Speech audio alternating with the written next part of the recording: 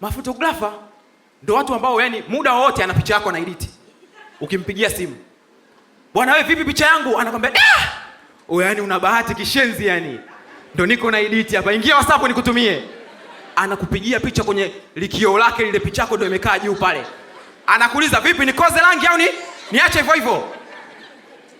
Wewe unaingia mshawasha. Unaambia hiyo inatosha. Anakwambia sasa poa. Nipe muda kidogo. Nazipiga hizi zote. Picha 200 za harusi hizo. Nazipiga zote hizi.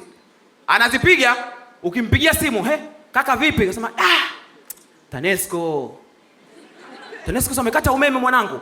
Kwa hiyo vipi? Sema picha zinakamilika jioni. Kesho njoo uzichukue. Kama unaona nakusumbua, kesho njoo uzichukue.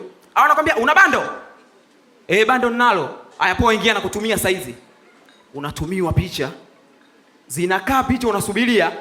Ukimuuliza anakuambia mtandao unasumbua, zina load kishenzi. Na kile kidude cha kuload sio anakitoaga wapi?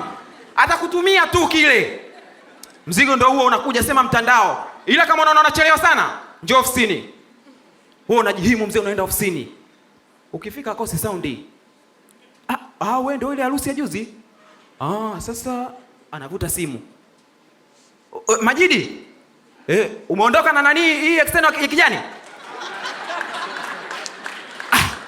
Sasa kaka, si nilikwambia kaka kuna mteja anakuja kuchukua. Sasa uko wapi?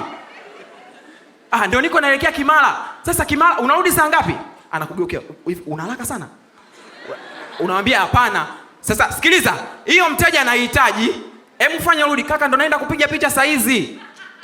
Anakwambia basi saa ngapi unarudi? Saa 10:10. Kaka, saa 10:10 utakuwa na muda? Anakushirikisha ni kwamba lionekane jambo la kwenu wote. Saa 10:10 utakuwa na muda? Unaambia mimi sema zunguka. Ila kama nakukwaza sana, nenda nyumbani. Mimi natuma bodaboda kwa hela yangu. Zinakuletea nyumbani.